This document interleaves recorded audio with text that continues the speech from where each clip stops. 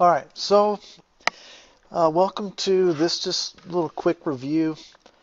These questions can be a little bit tricky. Anytime we deal with what we call heats of solution, things get a little bit odd. So this video is basically entitled How to Answer Questions Like This. So it says using the table on page 6 in your lab book, and that's this table I've cut and pasted in here. Which of the following would show the greatest increase in solubility? That means more dissolves when added to cold water. All right, in order to answer a question like this, the first thing that we have to do is find the substances, and I've already circled them. So we have LiCl is right here, and it is a negative 8.37. Why did I write it right there? That's stupid. Negative 8.37. NaOH, that's down here, and that's a negative 9.94. CO2 is up here, that's a negative 4.76. Ki is a positive 5.11, and KCl is a positive 4.2. All right, so first off, we have 3 that are a negative sign and 2 that are a positive sign. If you remember, a negative heat of solution is something that when it dissolves, it gives off heat.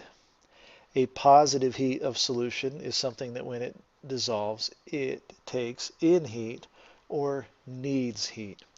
So we can eliminate these two right off of the bat because they need heat in order to happen. That's what the positive sign means, but we are adding them to cold water. So it won't be D or E. So now all we would look at, we know it has to be a negative, and then we find the one that is the most negative, whoops, and that would be NaOH. And the reasoning behind this answer is if this needs to give off the most energy for this to dissolve, if we put it in something cold, there's more space essentially for that heat to go. The colder the water, the more you can heat it. The more you can heat the water, the more will dissolve. So simply, if you can think about this, the negative signs, they're hot, essentially. Hot, when you are hot, you would like to get colder. These positives are cold, so when they, since they are cold, they would want heat. So if the question were reversed, it would be Ki. All right, I hope that was helpful. We'll see. All right.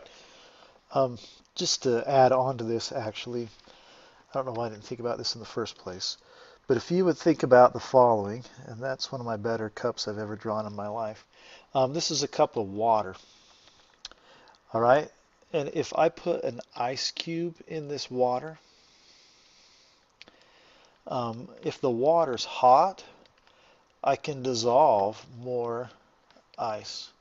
Now, we don't really dissolve it, we melt it, but it works the same as with solubility in these solutions. So the hotter the water, the more ice I will melt.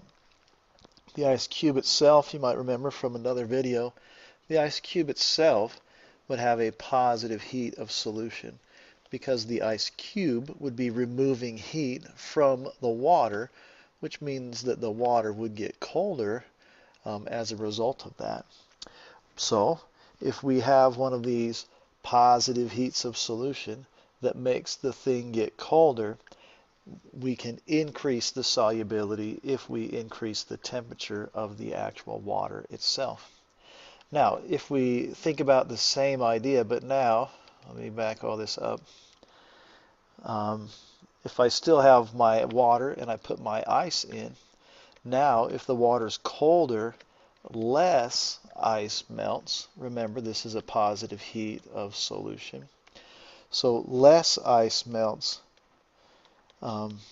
because there's nowhere or there's no heat in the water to help the ice warm up. So that will apply just the same way it does to one of these questions as well.